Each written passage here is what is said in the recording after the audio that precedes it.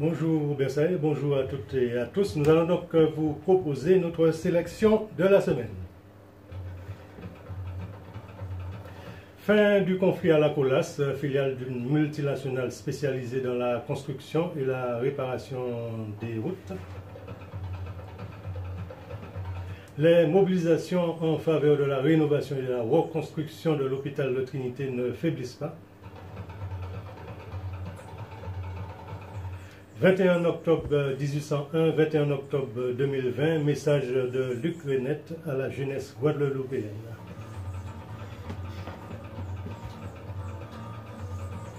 Fin du conflit à la Colas, filiale d'une multinationale spécialisée dans la construction et la réparation des routes.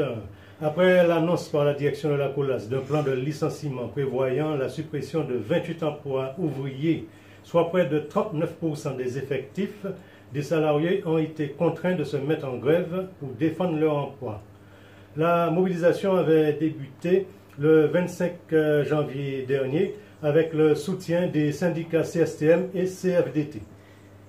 La partie salariale avait formulé des propositions afin d'éviter tout licenciement. Mise en activité partielle de longue durée, plan de départ anticipé à la retraite, réalisation d'économies sur les frais de structure, envoi en mission sur d'autres entités du groupe. Mais la direction se montrait intransigeante et maintenait son plan de licenciement massif. Pire, elle avait carrément déserté la table des négociations. La situation restant bloquée, les grévistes avaient décidé la semaine dernière de durcir le mouvement. Avec le renfort du syndicat des transporteurs Unestra, la CSTM et la CFDT ont décidé de frapper fort en organisant 3 opérations Molokoï au départ de Batelière à Chelcher et de Mao et Carrère au Lamentin. Toutes ont convergé vers le siège de l'entreprise situé à Fort-de-France. Cela a paralysé la circulation routière pendant plusieurs heures autour du centre, d'une partie du nord et du sud du pays. Le conflit a alors connu de nouveaux développements pour trouver son épilogue cette semaine. L'accord trouvé prévoit un plan de départ volontaire, le reclassement et l'envoi en mission sur d'autres entités du groupe, ainsi qu'un partage des jours de grève. Aucun licenciement n'a été acté, ce qui était l'objectif des syndicats.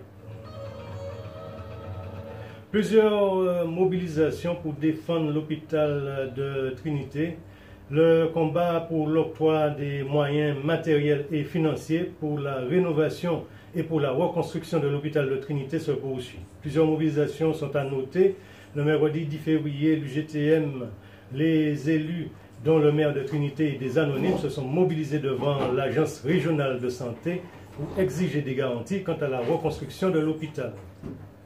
Vendredi 19, c'est une nouvelle mobilisation de l'UGTM Santé qui s'est faite sur le site de l'hôpital Pierre-Zobda Kittmann pour exiger de la direction du CHUM, le Centre hospitalier universitaire de Martinique, qu'elle respecte ses engagements en matière de recrutement, notamment pour la pharmacie hospitalière qui n'a plus de secrétaire médical depuis plus d'1 mois.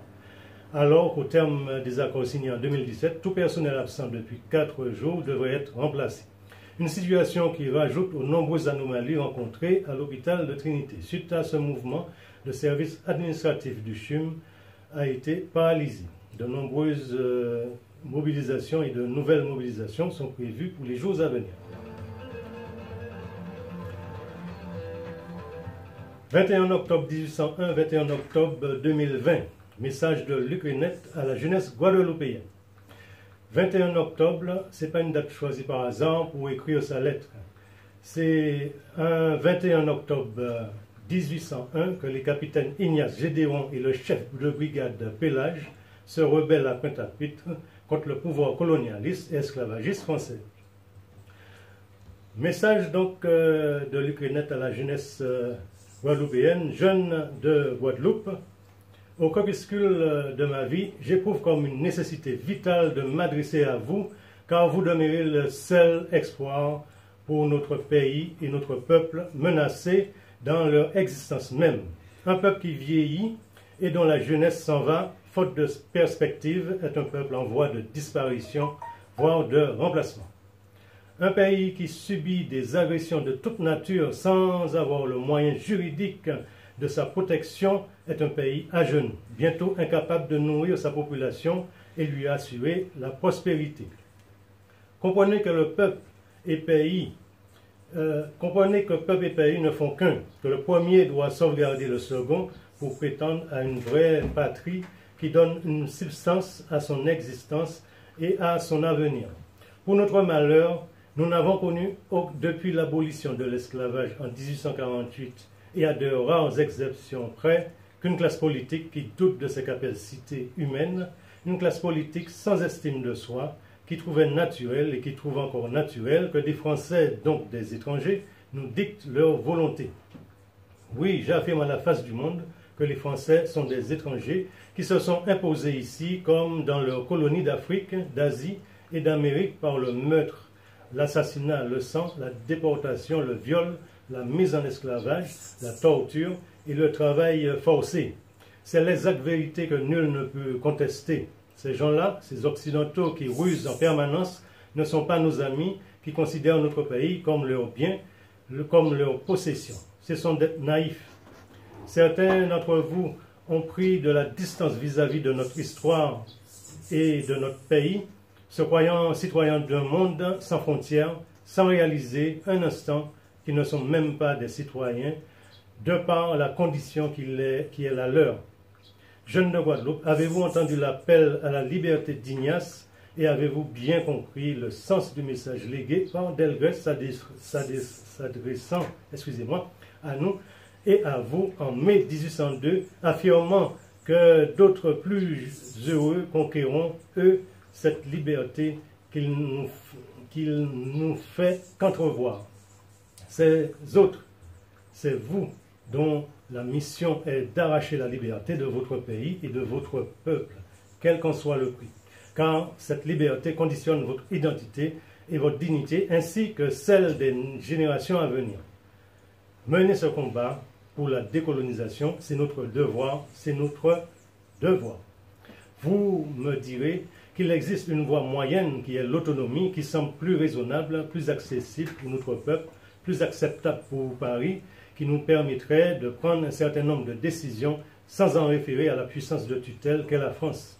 Je vous répondrai que si l'autonomie c'est mieux que rien, ce n'est qu'un statut de semi-liberté dans lequel le pays et le peuple restent toujours assujettis pour les sujets essentiels à la volonté du colonisateur qui conserve jalousement ses pouvoirs régaliens et qui donc maintient sa domination.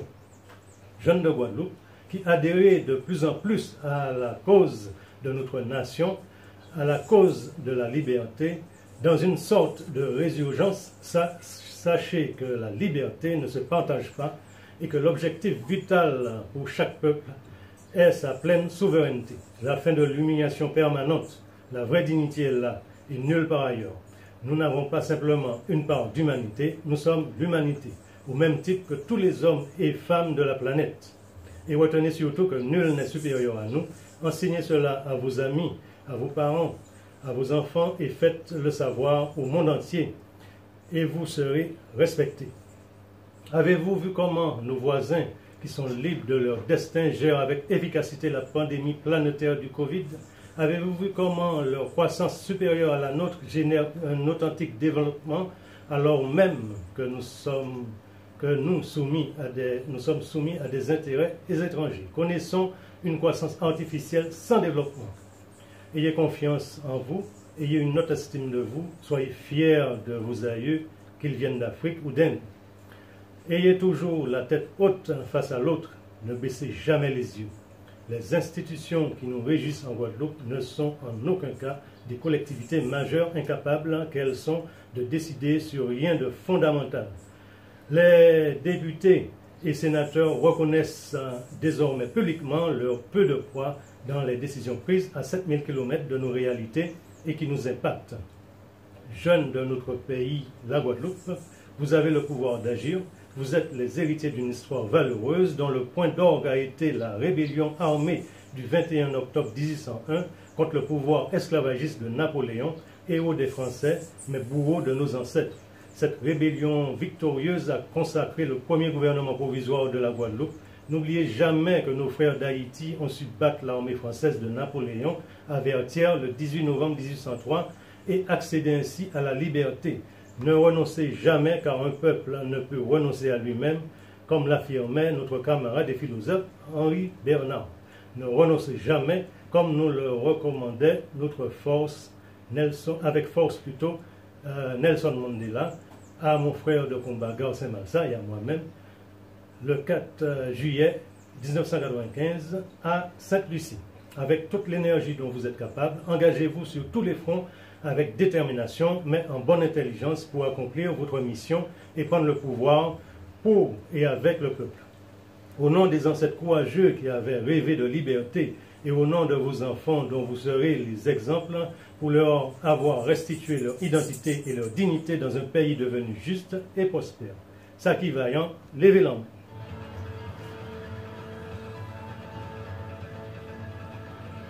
Suite à cette lettre, donc beaucoup de réactions et bien sûr, après la convocation le jeudi 18 janvier à la gendarmerie de l'Ukraine pour faire d'incitation à la haine ou à la violence à l'égard d'un groupe de personnes en raison de leur origine, voici donc un communiqué que nous a fait parvenir le MIR, communiqué de soutien à l'Ukraine. Fidèle à la logique des 3 heures créée par le CIPN, Comité international des peuples noirs, dont l'un des membres fondateurs est l'Ukraine, le MIR observe que la convocation de ce combattant pour la liberté le 18 février 2021 à la gendarmerie de Pointe-à-Pitre pour faire d'incitation à la haine ou à la violence à l'égard d'un groupe de personnes en raison de leur origine est une provocation calculée et orientée de l'État français pour tenter de masquer sa responsabilité et sa culpabilité dans l'empoisonnement des Guadeloupéens par les pesticides, notamment le chlordécone, et dans d'autres crimes coloniaux commis en Guadeloupe. Relève d'une manœuvre grossière pour masquer le génocide par substitution programmée au profit d'Européens étrangers, démontre manifestement l'arrogance, le mépris et la prétention de l'État colonial qui s'arroge le droit d'interdire à des combattants guadeloupéens de parler à leur peuple et singulièrement à leur jeunesse. Le MIR Martinique affirme sa solidarité indéfectible à notre frère de combat, Luc Renette, et se reconnaît totalement dans son message à destination de la jeunesse guadeloupéenne. Ce dernier s'applique également à la réalité de la jeunesse martiniquaise. Le MIR Martinique appelle les Martiniquais à se sentir directement concernés par cette honteuse attaque et leur demande de rester attentifs au déroulement de cette audition qui, bien sûr, a déjà eu lieu. C'était le 18 février 2021. À travers l'Ukraine, c'est le combat de la liberté et de la souveraineté qui est en jeu. Soutenir l'Ukraine, c'est réclamer justice et vérité.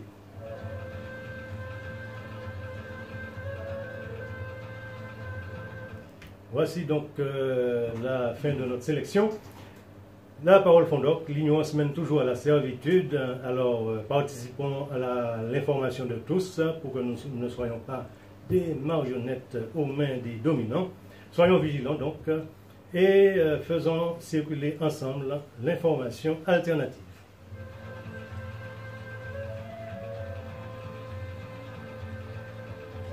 Voilà.